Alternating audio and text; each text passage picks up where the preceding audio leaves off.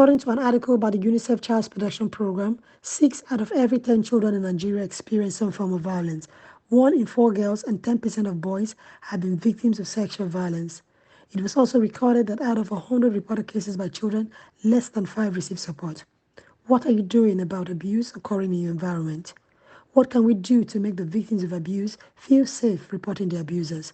Our next guest, a 27-year-old lady from Kano State, Saadat Aliyu, decided to do something about it. She's the founder of Shamrock Innovations. Saadat has had personal encounters with abuse victims who did not get justice against their abusers. Her determination to help them seek justice and a desire to create a safe space for abuse victims led to the creation of an Android-based app called Help You.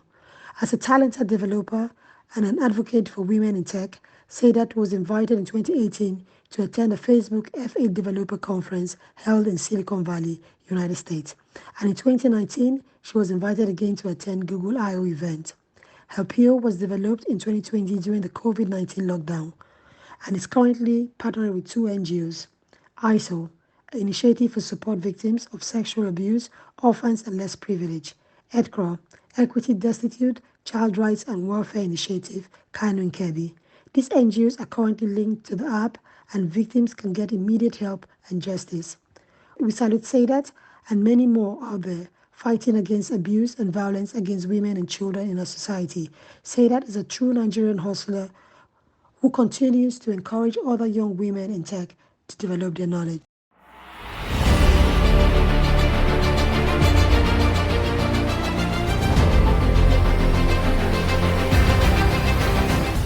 Hi guys, welcome to my channel at Ninja Hustle. This is Marcela Titian. If you've been following us on social media, you've come across a short clip where we mentioned the brilliant Nigerian Saadat Aliyu, who developed an app for victims of abuse. Well, we've got her live here and sit tight. Welcome, Saadat. It's good to have you on the show. Thank you for having me. Thank you. It's a pleasure to be here. Oh, it's our pleasure. So, Saadat, we've been following your story. You read about several interviews you've given, and I must say that it's a wonderful application. I'm very excited to be a Nigerian today to see that you've done this, because it's not just, we feel bad about certain things, things like abuse in society. We feel helpless, but to have somebody do something about it, that's really, really what to speaking about, you know. So we commend you and we thank you. Thank you. Thank you very much. So let's get right to it. I think one of the things that comes to my mind, because you're an app developer and you could have decided to do several things, design some other app and do something else, but you chose this app. So what inspired you to go this way? Actually, it was about the people around me, close to me, that they were victims of such things, but they couldn't get the justice they need. So seeing this, I was like being helpless, trying to see how I can be able to help. And then I said, okay, since there are organizations actually who do this, find justice for victims, why not get those organizations to work, close by, so that other people can be able to even reach out to them. So I developed this application using my own skills to see how I can be able to make it easier for people to get access to those organizations and report abuse so that they can be able to. So that's very interesting to hear. And I'm glad that you did. How long have you been in the industry? Actually, it has been very long. Since when I was a teenager, I started learning all this technology, software development. But developing mobile applications was, I started early of 2017. That was when I started developing mobile applications. Yeah, Android to be specific. So Saadat, what would you say to users of this app? This app is anonymous, so it's all details or personal information when you're reporting is not going to be disclosed to anybody, so the platform is safe.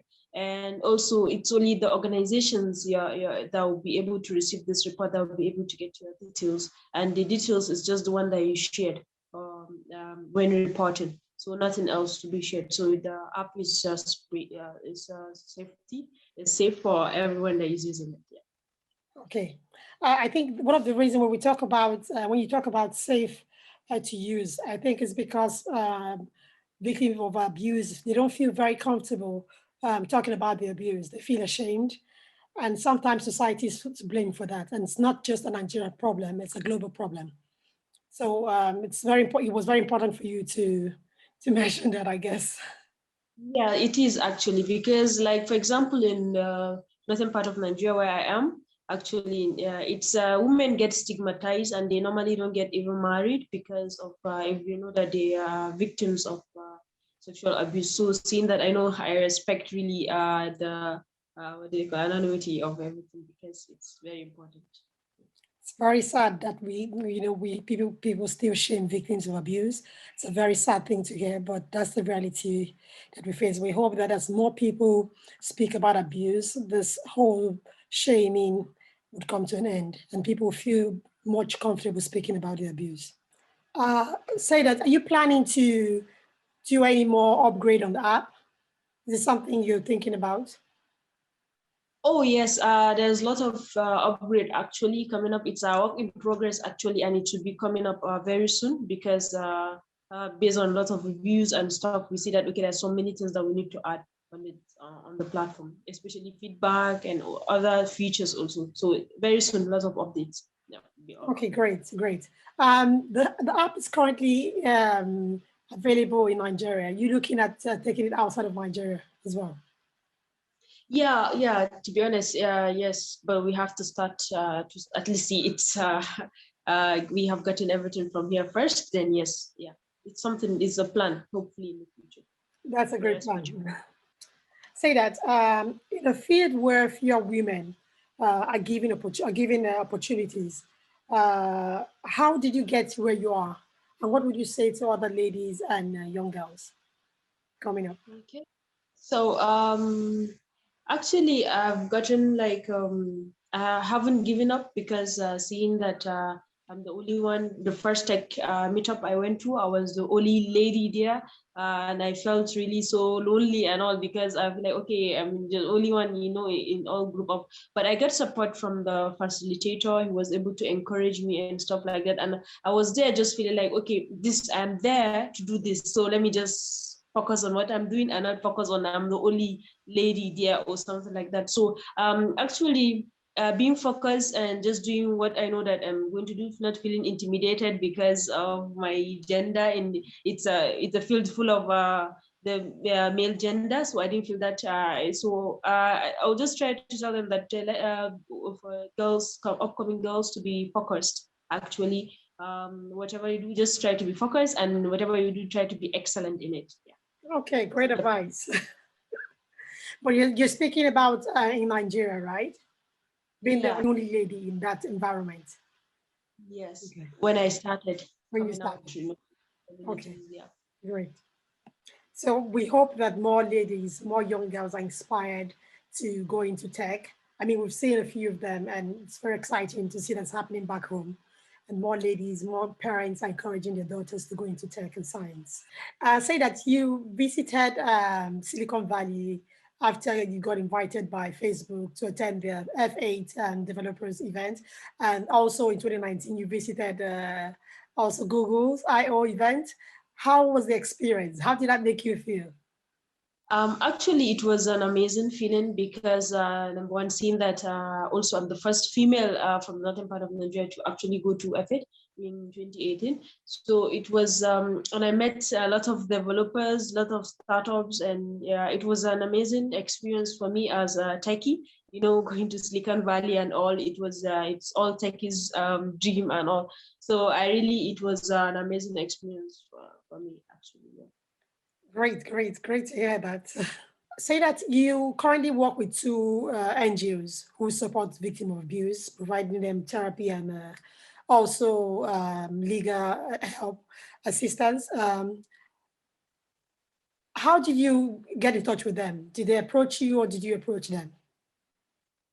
Okay, I approached both. The first one I saw actually, as I was talking about I was talking about in my like WhatsApp status. Then a friend talked to me. I was like, okay, I know this organization that have these people that can do this, and exceptional in it. So I approached them, talked to them, and they said, okay. Even that was even before I started the application, actually, to see that if we can have this kind of organizations on it. So they were like, okay, we are there for you 100%. We have it if you're going to start this application. So they gave me like, they boost everything, even when because seeing that, okay, people can be able. So after that, after I'm done with the applications and all, it was around December.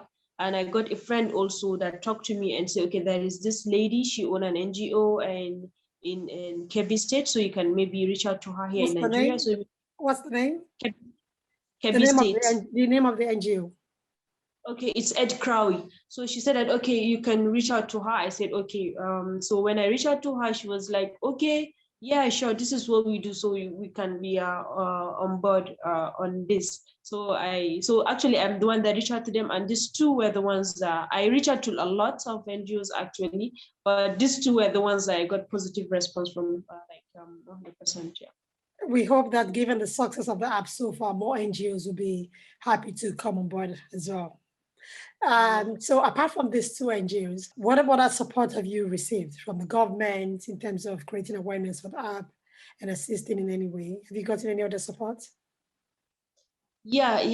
Actually, recently got I was commended by the Minister of Communication and Digital Economy regarding this application, and also the NIDA, National Information Technology Development Agency. We're trying to see how they can be able to support this application, to see that it helps a wider range of support, gives a lot of help to victims. So there's 100% support also from the agency.